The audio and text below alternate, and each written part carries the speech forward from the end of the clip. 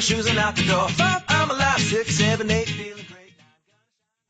Hello and welcome back to Beyond Your Wildest Genes podcast. My name is Dr. Noah DeCoyer and I am your co-host. Today our guest is Erica Benedicto. Erica is a root cause physician assistant with a public health master's in education.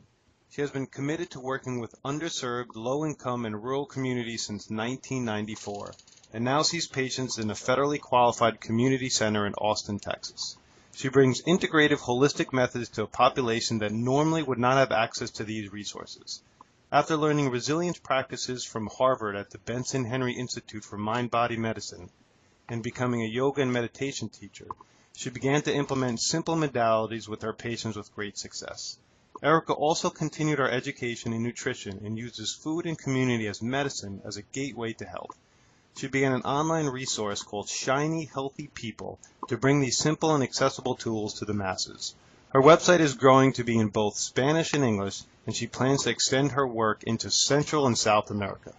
Erica is currently working on a few projects, clinicians, on learning and applying more integrative tools in practice, crafting retreats and supper clubs with other committed healthcare professionals who are ready to revolutionize medicine, group visit education and programs, as well as authoring the forthcoming book, Millennial Medicine, Health Hacks for the 21st Century Human. She authors articles for Integrative Medicine Alert and is a contributing writer for the Huffington Post and Good Men Project. Erica's core message is to get back to basics and keeping it simple. Hello, Erica. How are you today?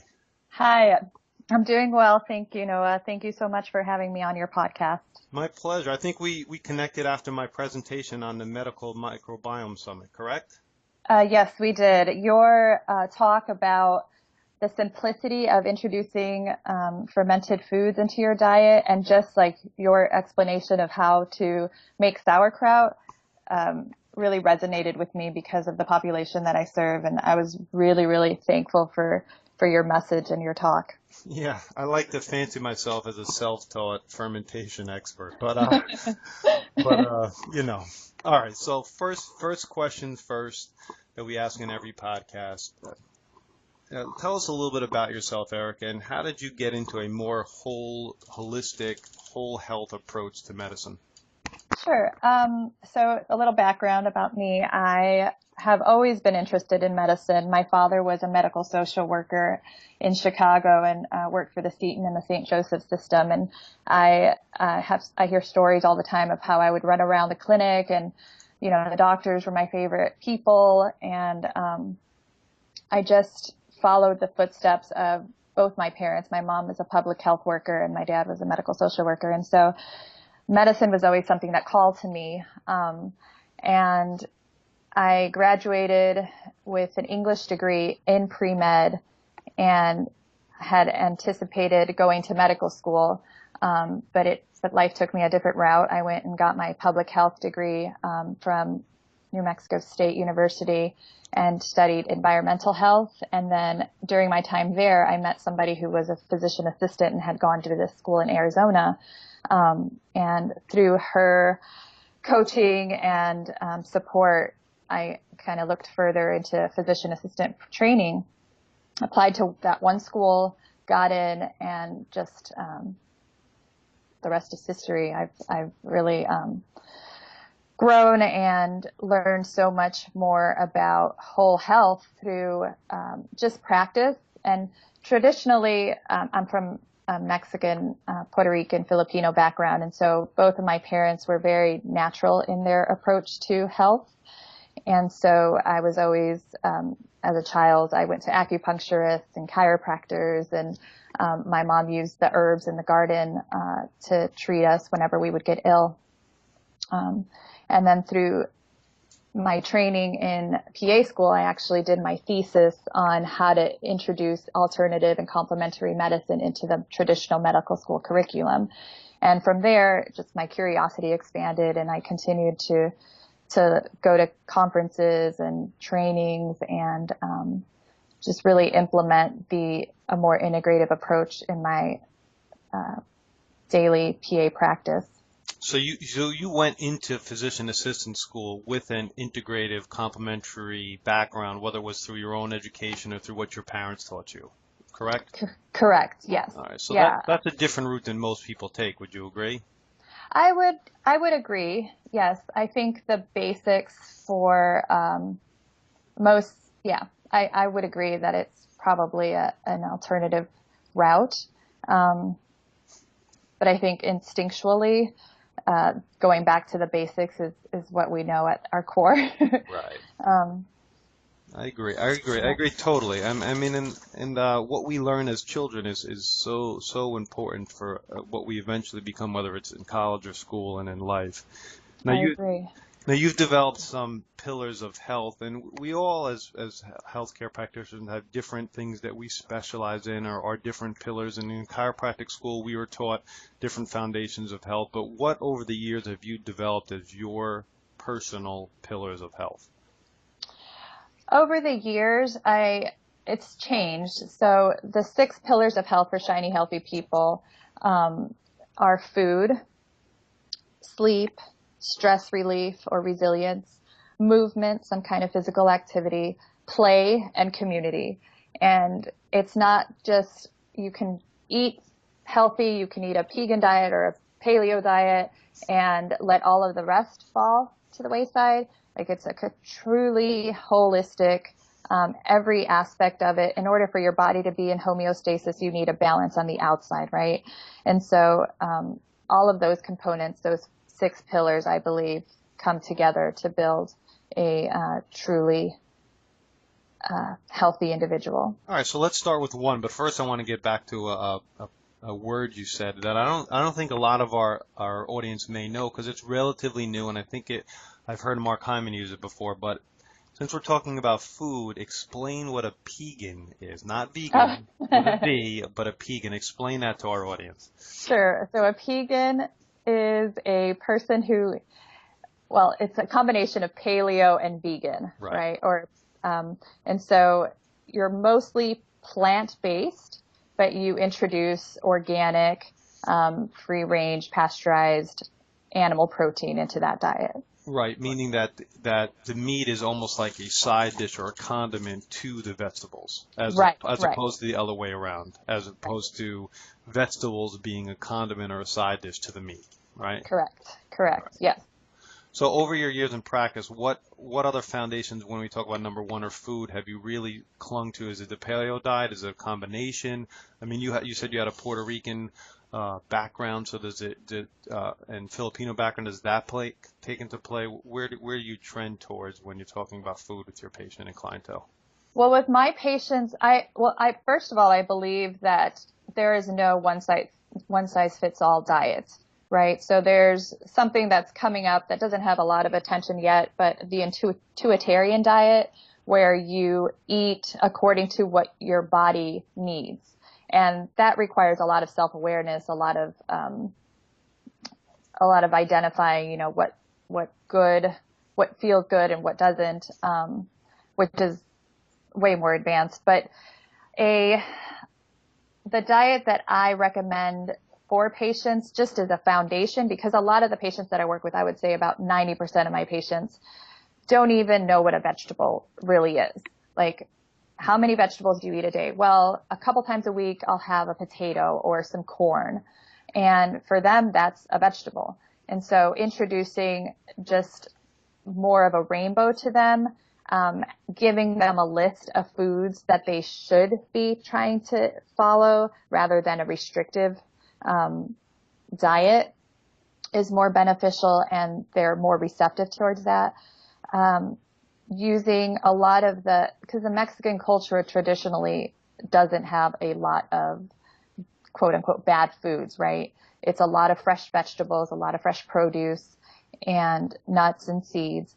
And so I try to get them to understand that it's important to eat more whole foods and less out of bags and packaged meals. And even that, like for me and you, that's something that is already second nature, but that's something that is new to them, particularly because of the population that I serve. So there's not, like I said, there's not a one size fits all diet. It's definitely something that I approach very individual for each individual. Okay. How about sleep? Sleep, well, I'm a yoga teacher as well, and so I have some techniques that allows the body to go into the parasympathetic mode, and then a basic breathing exercise that I'll introduce them to. I almost introduced all my patients to a really simple breathing exercise that'll help them, that they can just keep in their back pocket and pull out whenever they're feeling stressed or whenever they're feeling like they can't turn that monkey brain off. So sleep for that pillar, I definitely do the breathing technique. And then, I try to get them to stop eating at a certain time usually if they go to bed at 10, I'll have them stop eating at 6, or try to have them eat something that is lighter or more liquid form. The other thing is I bring in essential oil therapy. Sometimes, just lavender on the pillow, or if they have a diffuser, to put lavender in the diffuser. Definitely taking technology out of the bedroom, having blackout curtains, just really basic, easy, simple things that they can implement, that'll help them go into the mode of sleep time. Is the breathing technique that you're talking about, is that something you could easily explain to our audience right now, or is that something that you have to do one-on-one? No, it's an easy technique. So it's essentially, so when we inhale, it increases our heart rate, it increases our blood pressure, and it causes the sympathetic nervous system, the fight or flight nervous system, to be activated. And then when you exhale, it does the opposite. It brings down your blood pressure, it brings down your heart rate, and allows the parasympathetic nervous system to take over. And so what you're doing is, in this breathing technique, is making sure that your exhale is longer than your inhale. And so what I have my patients do is just like count to 3 or 4, stop at the top of the inhale, and then exhale with their mouth open and count to 5 or 6. I don't usually tell them an exact number. I just want the exhale to be longer than the inhale. And that almost every single time I leave my patient with that, I'll teach them that technique. I'll turn down the lights. Maybe I'll use some essential oils. I'll close the door, and I'll come back 15 minutes later. I would say 80% of the time my patients are asleep. And how long are they doing this for? How many in and out breaths? How many inhalations and exhalations? So as many as they want. I mean, you can do this for 5 minutes. You can do this for 20 minutes. But the key is the inhale, the counts on the inhale, I would say 3 or 4 counts. So if you want to just practice it right now, you would inhale, count 1, 2, 3, and then stop at the top, and then exhale, blowing it out 5 or 6 counts. Cool. Now, I would assume that the number 3 pillar, stress, a lot of what we just talked about plays right into stress reduction too, right? Essential oils, sleep itself, the breathing techniques. Are there anything else, your yoga practice, or anything else that you work with patients to reduce their stress level or their negative stress level? I think, well, all of the easiest one, I think, is the breathing technique for sure. There's also a yoga pose called legs up the wall, where I have people do it on their bed, and if you angle yourself towards the head of your bed and you put your legs up the wall, okay, that brings down, that also activates your parasympathetic nervous system, in addition to using that same breathing technique.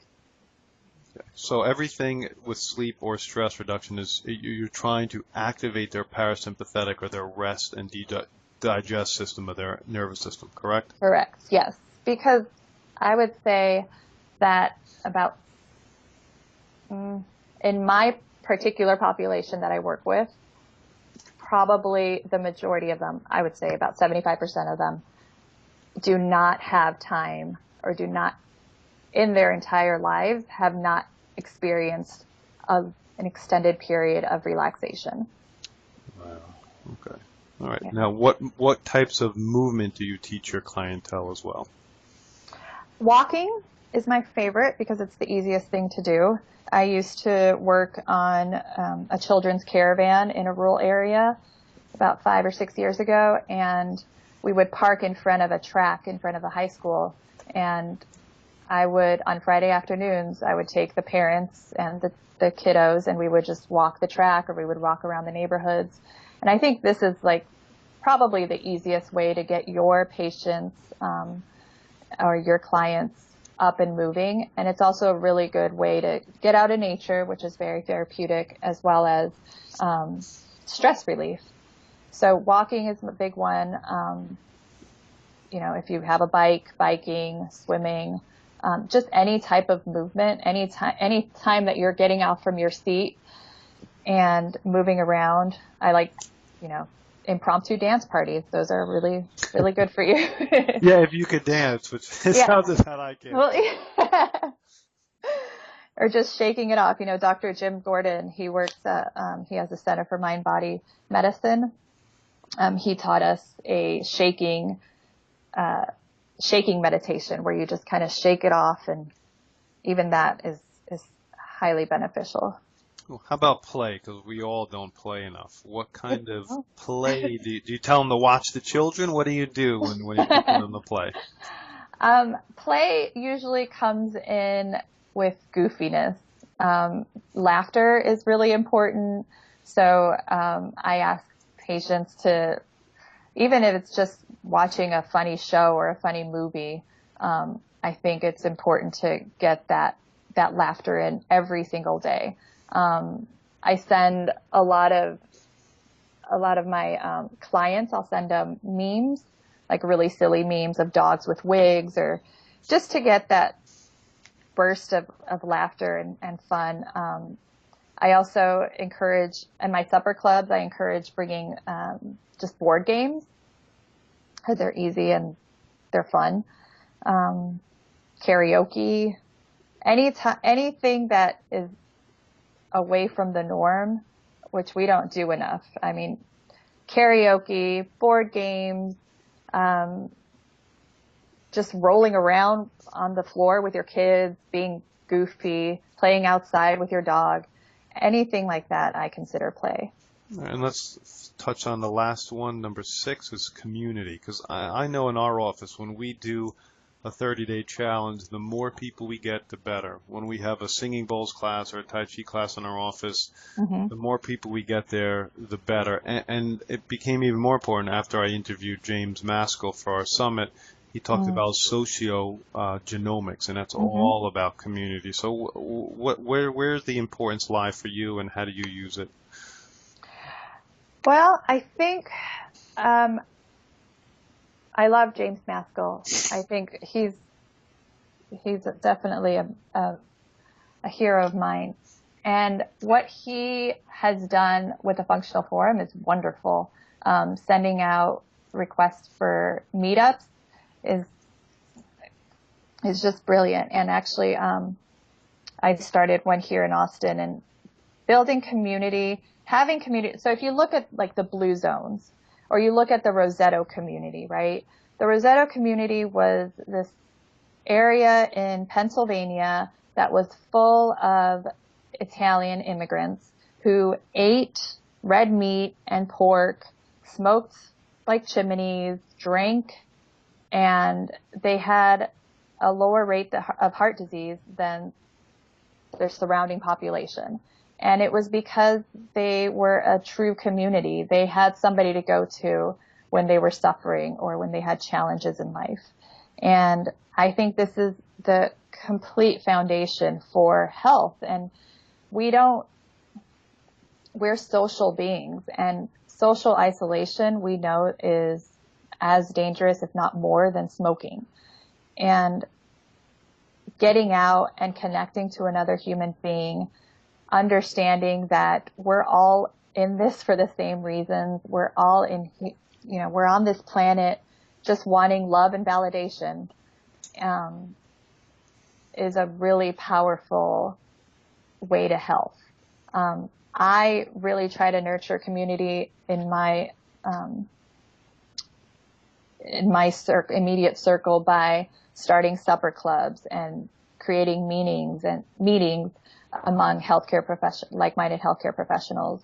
I do sisterhood retreats. I really, really work on that part because I think it's the most important part of health. It's absolutely huge, and you're right. What James Maskell has done in a short period of time, fostering community by having people create functional forum groups in their local areas is mind blowing, and that's just the tip of the iceberg for you. And you mentioned you had supper clubs, and I do dinner clubs. Dinner lectures, and it looks like we're on the same page for sure. It's super, super, super important. It really is.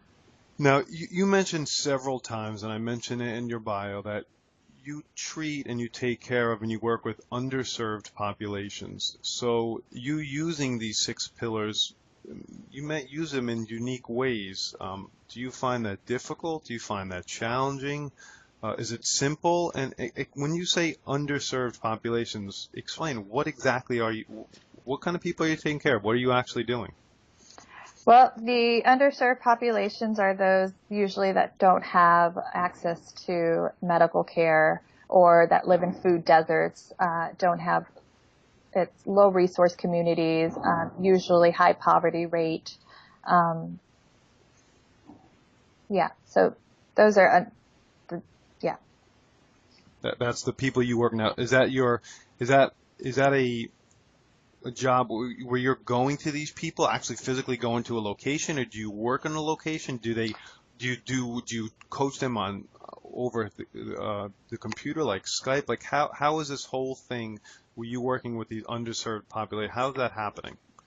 I work in a clinic. I work in a federally qualified health clinic. Okay. And so the majority of my patients are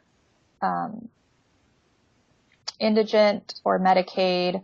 I have a lot of homeless immigrants. So people who don't have all the resources needed for, sorry. No, I got exactly what I understand exactly what you're saying. So in this facility, you're able to, because I look at those facilities and think they're going to be medically, governmentally run, very strict. They're going to get this kind of food. They're going to get this kind of medicine. They're going to come for this amount of time. I see it. What you're taking care of them integratively. Mm-hmm. How does that? You're allowed to do that? Because I think it's fascinating. I mean, there's no barriers. There haven't been. I've been really blessed to have a supervising physician that allows me all the time that I need with my patients and allows me to use these. It's controversial in many areas, but especially Texas, right? Like even speaking about nutrition is a big deal for the Texas Medical Board or for the medical boards. And so I'm very fortunate that I have a physician above me who knows and understands the importance of these integrative tools and allows me to practice in the way that I've been taught. And until somebody tells me that I can't practice this way, and that's what I mean, that it's back to the basics. It's not like I'm bringing in some like witchery or anything. It's simply speaking about nutrition, giving them recipes and grocery lists that they can purchase and that they can afford. You know, produce at the supermarket is not expensive. Organic produce, yes, it is a little bit more expensive, but we kind of outline which ones they should buy as organic and which ones they shouldn't. Teaching them breathing techniques is not expensive. Teaching them that going outside with their kids and walking, for 20 minutes is not anything out of the ordinary, and it's not detrimental to their health. And that's the part that is really important to relay to my colleagues that say that it's hard to bring in holistic health. It's not. If we as providers are willing to just let go of that authority title and become allies to our friends, or to our patients, then the healthcare system will shift, right? So you have your 30-day challenge. You do that with patients, correct? Yep. And do you bring them in for hours at a time and do education, or do you actually participate with them? A little bit of both. We usually do a lecture, and then everything else is they have free access to any kind of questions. We give them manuals, and sometimes we participate, sometimes we don't. But it depends on what kind of challenge it is, whether it's a sleep challenge or a paleo challenge or a bone broth diet challenge. But yep, we participate. We give them manuals. We have lectures, and mid lectures they come in for weigh-ins and scans, and we just keep them as engaged as we possibly can. Right. Which I think is missing from the allopathic, osteopathic world, right? So that community part is what is necessary for impactful change. And we don't have that. Shared medical appointments are something that is happening now. And, Medicaid and Medicare are paying for those. And that's where you come together with a group of 10 to 15 patients and you teach them a subject matter, nutrition, exercise, stress relief. And then they are able to learn from each other as well as build community. And the health outcomes are better, decreases in medicine use. And so when my colleagues say that it's difficult to make this transition, I have to disagree, because I don't believe it. I think it takes us moving from a position of expert and authority into that position as a partner and a guide, because we're not the experts in somebody's health. The patient is the expert in their health, correct? Yes. Like, we're experts in populations of health, and we know what drugs to give when diseases present, but a person knows, if they have to work 2 jobs, how much time they have to prepare food. They know if they're going to give themselves insulin if their blood sugar is high. They know if they're going to consume the high carb meal if their blood sugar is high. And so that's the part that we need to translate into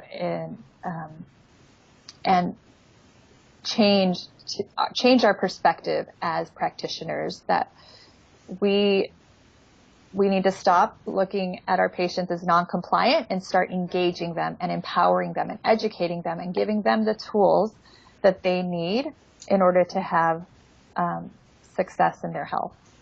Cool. Now, do you foresee a larger model than I know that in your bio you mentioned you'd like to take this to Central and South America, and you obviously you're fluent in Spanish. So your website is in English and Spanish. I mean, do you see taking your model and then teaching more people or presenting it to larger groups of people as you move forward? I would love to do that. I spoke to the physician, the medical director of Physician Enterprises here in Austin a few years ago, and he said he believes that the future of healthcare will be run, the frontline providers will be community health workers and what we call promotoras in Spanish. And those would be the people who have the training and the education on a specific disease, and they'll go into the communities and act as the health liaison and health worker.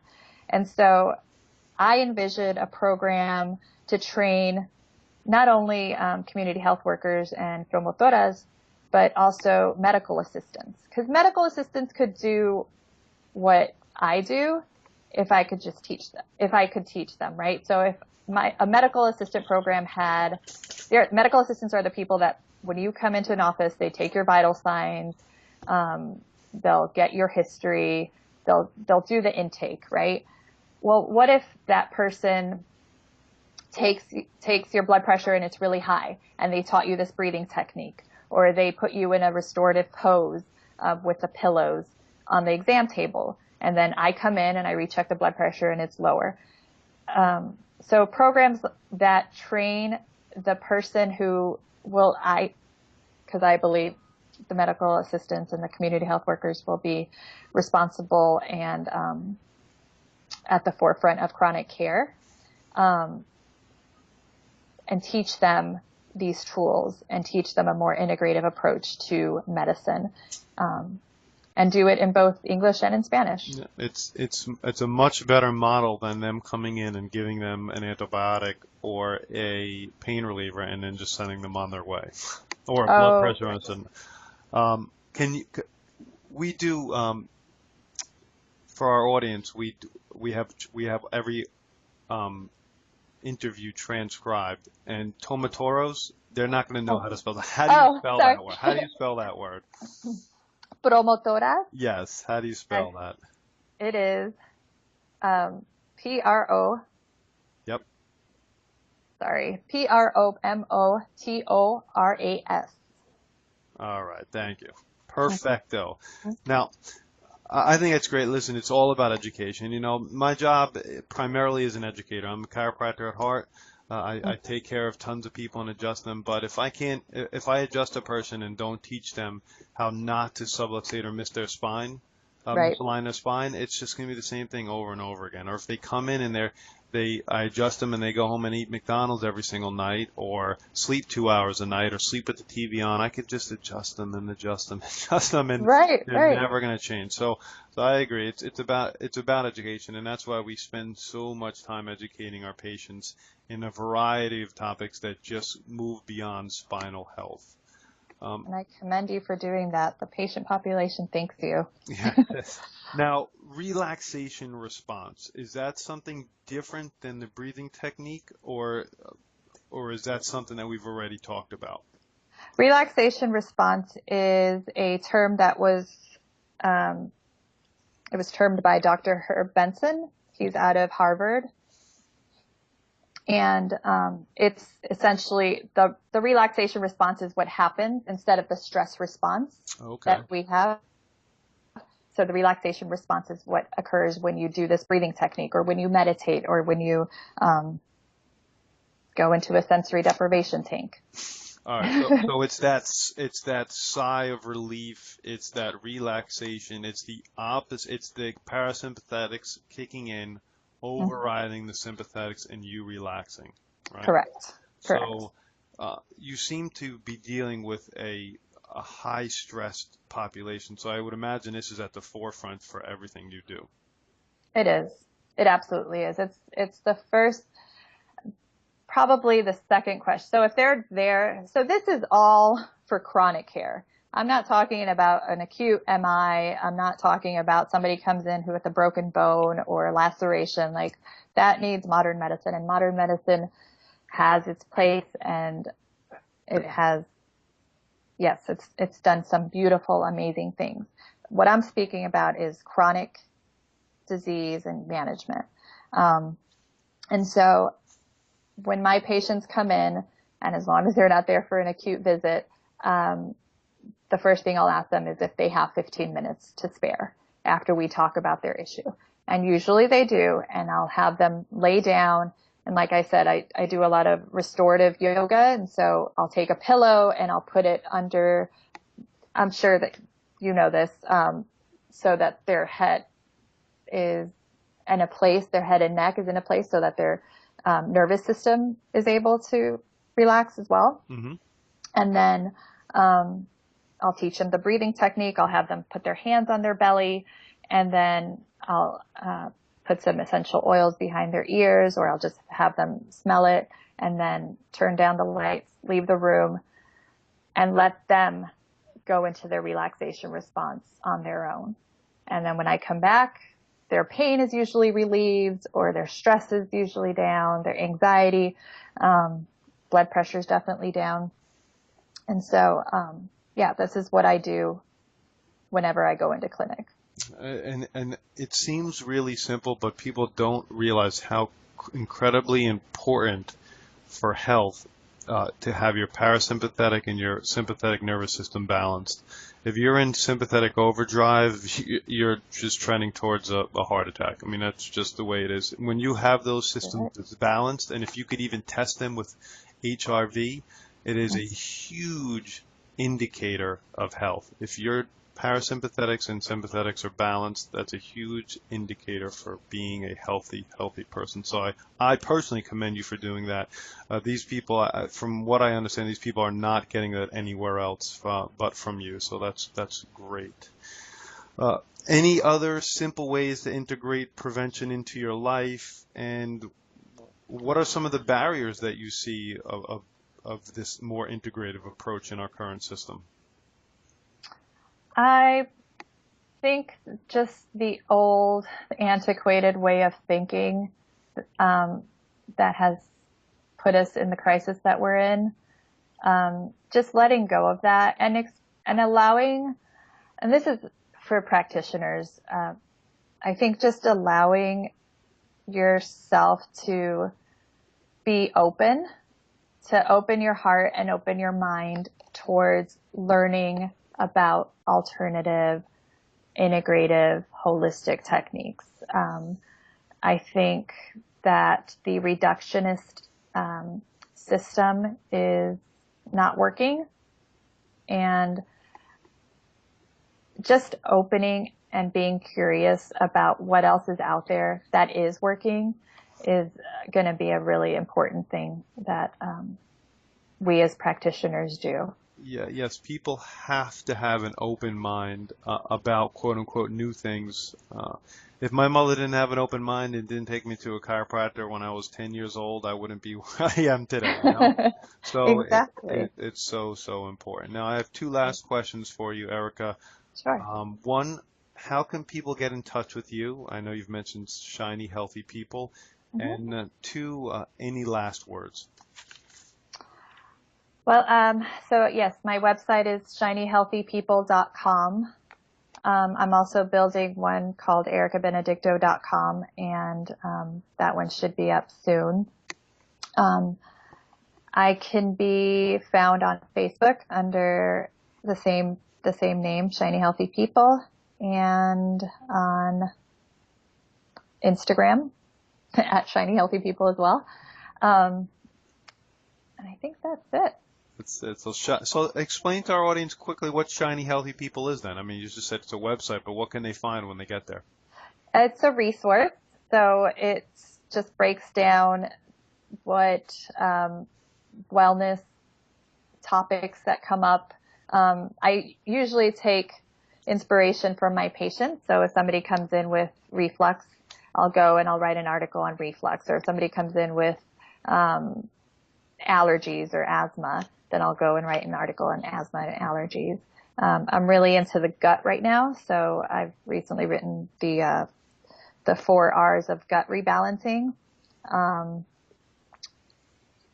And so that's one part of it. And then the other part is, if you want to work with me, I have some programs for people who are local. And then I also, I work a lot with pre-med students and pre-PA students, pre-physician assistant students. And so I offer packages to help them to get into med school or PA school as well. Mm-hmm. Brilliant. Any last words? I just want your audience to know that integrative health, whatever you want to call it, right? Functional, integrative, holistic, alternative, complementary health. It's all the same. It's all just going back to the root cause and the foundation of where disease rises from and treating the root. And we can get caught up in semantics often, but it's just real medicine. It's just going back to the way that we're supposed to practice medicine. I couldn't agree more. Thank you so much for being on today, Erica. My name is Dr. Noah DeCoyer, your co-host, and you're listening to the Beyond Your Wildest Genes podcast.